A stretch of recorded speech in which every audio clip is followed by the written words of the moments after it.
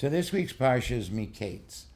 Last week we left Joseph still in prison and the brothers and Jacob still in Canaan. And Jacob was inconsolable and Joseph was also inconsolable. This week starts out with Pharaoh's dream, the famous dream of 7 fat cows, 7 lean cows, 7 strong stalks, and 7 weak stalks, and how the skinny cows ate up the fat cows, and the stalks swallowed up the thin ears swallowed up the 7 solid and full ears, as the Torah says. Nobody knows what it means. Cupbearer says, "Oh, by the way, when you were about to kill me, this young Hebrew told us of dreams. Told me and the chief baker. Chief baker, he told would die, he did. Me, he told I would be restored, I was." So Pharaoh brings Joseph.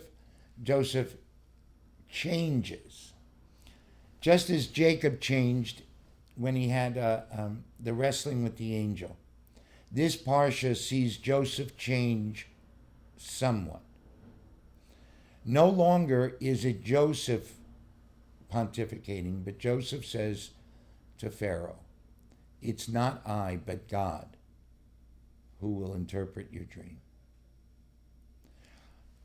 And it seems like Joseph is going to have this huge shift. But as in all of our lives, we have a spiritual awakening, and then we have to keep growing it. Unfortunately, Joseph doesn't keep growing it. Part of the reason probably is that he's in the land of Egypt.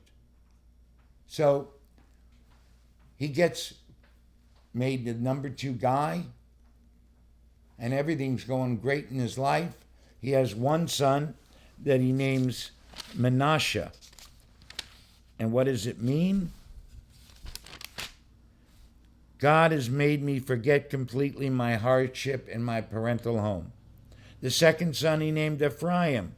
God has made me fertile in the land of my affliction. Think about this. Joseph still has the resentment, and he still feels like, oh, my life has been so hard, so terrible. He's the number 2 guy. He's got all the action in the world. But he can't rid himself of earlier resentments.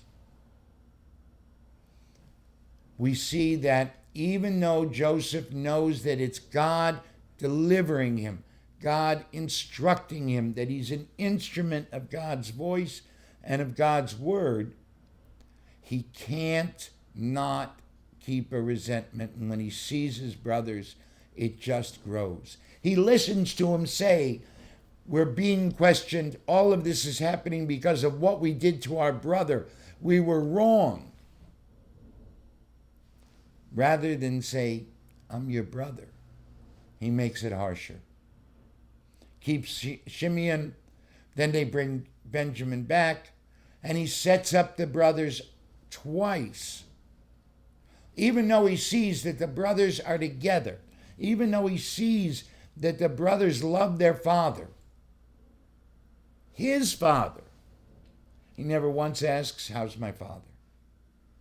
He never once sends word to his father. Manasseh made me forget completely my hardships and my parental home. That resentment fuels Joseph to be harsh and unkind. Has a spiritual awakening, as many of us do, an aha moment. But an aha moment, as Rabbi Heschel teaches, has to be followed up with practice and with discipline. Shabbat Shalom.